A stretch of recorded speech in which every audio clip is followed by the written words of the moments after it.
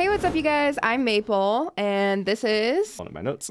Chad, who's not ready I am for not. this I video didn't discussion. think you were going to start right immediately then. All right. Oh, I'm always ready. Also, this one's... Hey, what's up, you guys? I'm Maple. And I'm Chad. Today we are going to be discussing... Oh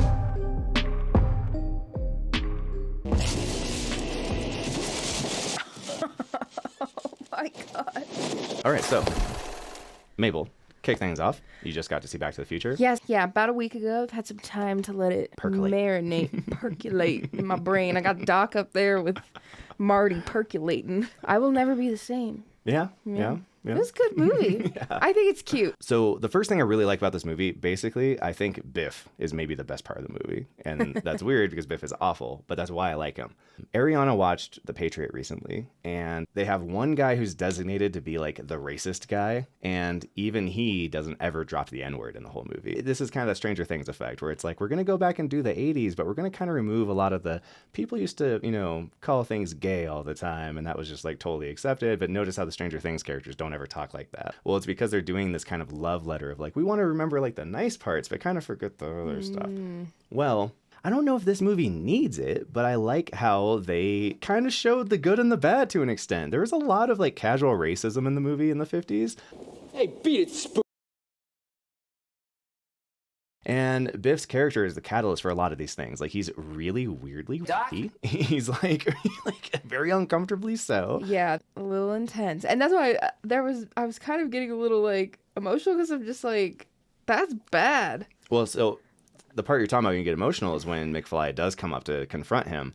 And that is a moment I think is really, really good. We'll dig into it later, but I have my own issues with George McFly. So I think they had a sensibility that I think we've gotten away from in the last 20 years-ish, where they were down to have characters start much more unlikable and then have them have their hero's journey where they really turn around and earn it, and the change feels very drastic. When you copped on the channel, we started with the MCU, and that's one of my best examples of how they're so afraid to have any of the characters, the heroes, start as like an actual kind of jerk and like not a good guy, and then having to have a come to Christ moment and like become, a hero for the first time. Yeah. Normally what it is that Tony Stark, he's not a bad guy. He's just immature. He just needs to, get serious. And Thor, he's not a bad guy. He's just kind of a partier and he's kind of hot-headed. He just needs to get serious. Like it's a lot of that. But when we get to that part where George goes and opens the door and sees Biff and he's like, get your hands off her, and realizes he made a mistake. And then, Biff tells him to leave, but she asks for help. George, help me, please. Just turn around, McFly. Right when she asks for help, that's so earnest. It's played so straight. There's not like a joke under it. No. So then when it comes back to him and then he like steals his resolve and is like, no, Biff, you leave her alone. Like I get emotional. Like that scene really is effective. As much as I wasn't digging on him the whole movie up to that point, right at that moment, I'm like, okay, I'm with him now. Like I'm proud of him and I want him to knock the hell out of Biff, and he does, and that's great. Dude, good job, dude. So those are a handful of things where I just feel like nowadays people shy away from trying to show anything ugly so much that it kind of makes it where the transformation feels kind of hollow. Or sometimes like when they do try to introduce something that they would depict as ugly, movies have a tendency now to, like you said, like they they ruin it with jokes or like a weird tone of humor. Almost makes a mockery of it.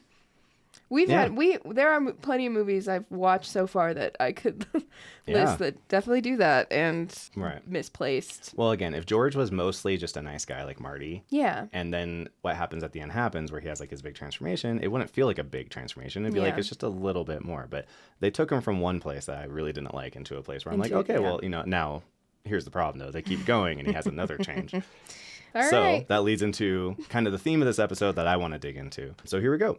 Yeah, take that nasty poo car. Today's theme for Back to the Future is going to be how this is a movie for Gen Xers, but it feels very much so made by boomers. It's got a very serious hello, fellow children kind of thing going on. That is so funny. You think of things in a way that, I mean, until you say it, then I'm like, yeah.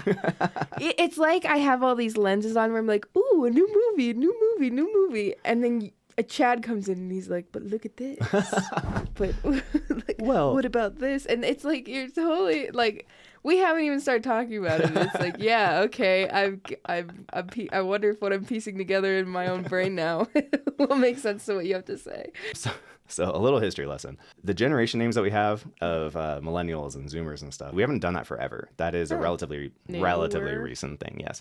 Can you name what you think the first generation that was a named generation was? What comes to my mind is the baby boomers. That's a very good guess. Am I wrong? Guess. Well, you're only off by 2. And so... by 2. Okay, so it'd be 2 before the baby boomers? I think you won't know 1 because it's basically part of their name is that no one knows their name. But you probably heard the other one. So okay. The oldest one is the greatest generation. That's what they call them. Well, that's what, yeah. The greatest generation. Right, yeah. Okay. But they are the guys who fought World War II.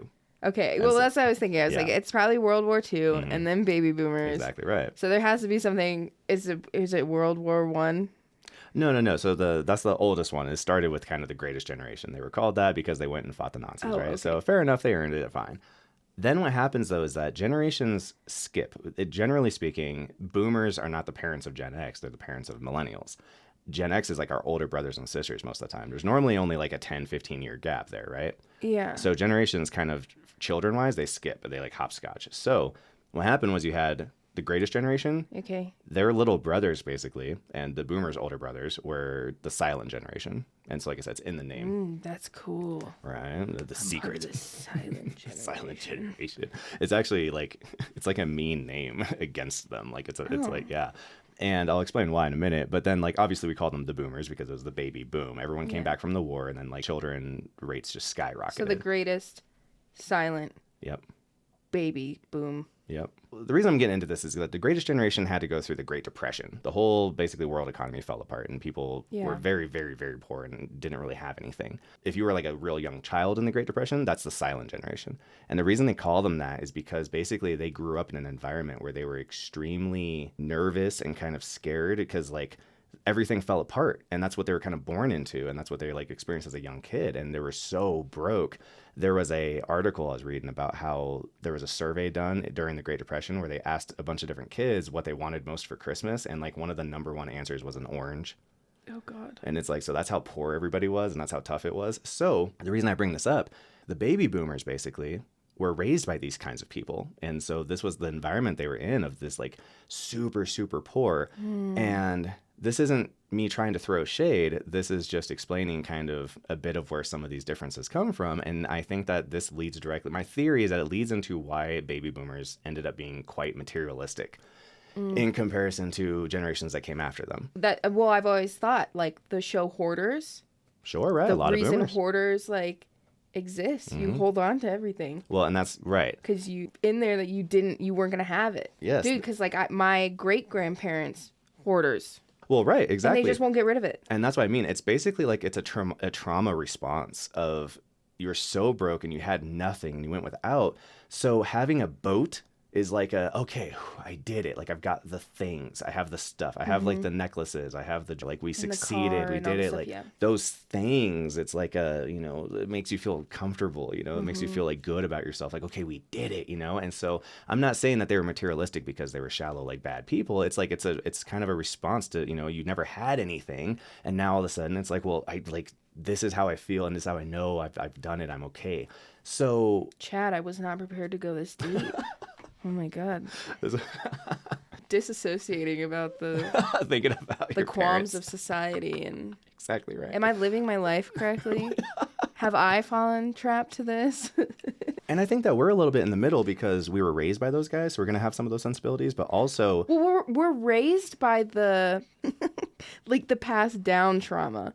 Like, yeah, exactly right. We Secondhand. almost get that secondhand Generational trauma. Yeah, where it's like we're kind of recognizing it, but like the people before us aren't really. So what happened is I think we have a little bit of that, like, well, we had the stuff. I had it, and I know. And it's like, I grew up with like a PlayStation and stuff, and it was like, it didn't make me feel fulfilled. So I feel like it's very obvious now to see how their moral structures and their values were very different than ours. Not only societally, but how in filmmaking, we wouldn't do a lot of things the same way that they did it. So for instance, Marty has to go back in time and be a hero and fix the things so that Mm-hmm. everything can go, back to how it was. He doesn't quite do that. Things get better. Okay, great. Like, that's the energy the movie is selling us, is that everything is so much better than it even was. How good. But what's better? Well, at the end of the movie, he comes back to the modern day, and it's all this like material wealth has manifested in their life. Yeah. So now it's like, oh, my family members, they're not all like broke losers. Now they all are very successful and they're very wealthy. And oh, look, that car I was checking out in the beginning of the movie, now I've got the car. Awesome. So that's one angle, which is that like just the reward is like material wealth. I think that we would find that very shallow today. Yeah. And we wouldn't go that route. We would go a route that was more of like some kind of spiritual understanding that he had, where it's like, no, I can accept how my family is and I love them and it's okay.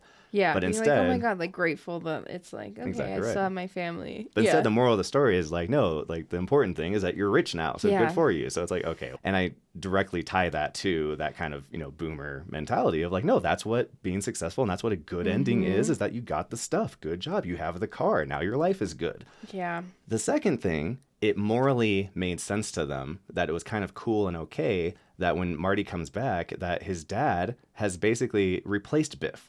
So it's not a matter of like, oh, because again, if I wrote that Yeah. today, it would be like he comes back and his dad is kind and generous and his family is like learned to love each other and kind Right. of get along. But instead, it's like, oh, excellent. Now Biff is that piece of crap and my dad is the one bullying Biff. Like, we won. Good job. Like, that has Yeah. such a capitalist kind of like, screw you. Like, it's the only reason I'm upset that Biff is a jerk to me all day is because I just can't wait till I can be Biff and then be a jerk to someone Yeah. under me. And that's like such a weird messaging nowadays because again, we're yeah. 30 years separated from when it came out. Where it's like, what would have made at least sense, right? Like, what would have made sense to me is that Marty's dad would have kept his same morality and personality base, which seemed to be, I mean, a little creepy.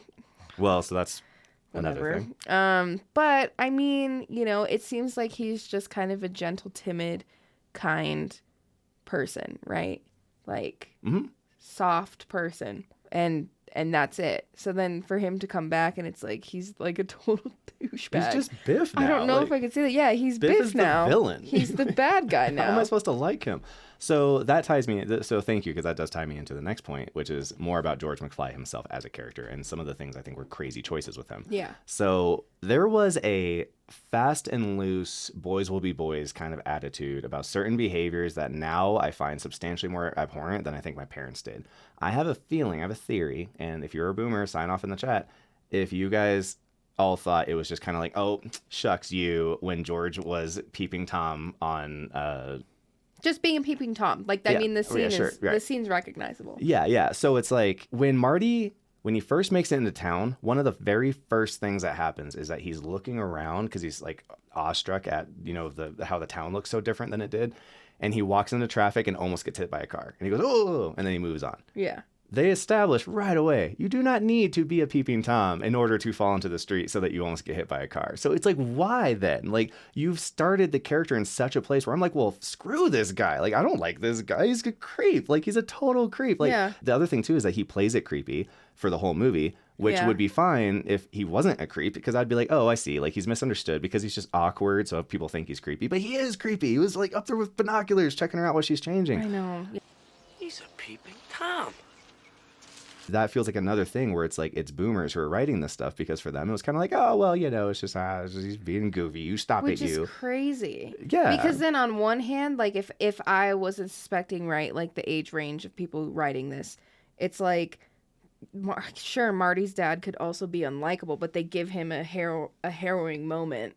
Right. So then it's like, it's not even that. It's like they completely disqualify the idea of making both sides of it dislikable and just having Marty be the person that's like, okay, like at least Marty gets it from both ends, right? Yes. It's like, but that they didn't do They don't that. go that route. So yeah, and because they don't, you're right. They Marty- completely disqualify themselves, and they Marty and the totally, movie make a value proposition that George is just good. Yeah, And like, that that was true. creepy, but whatever, he's a good guy. Yeah, And it's that like, is well, so true can we because address that? because they give him a harrowing moment later Yeah, on right. to try to be like, he's the good guy, and now here's all the things, you get all the things, and it's like, which oh, I sound like damn. because they could have made him, for instance, like genuinely quite cowardly.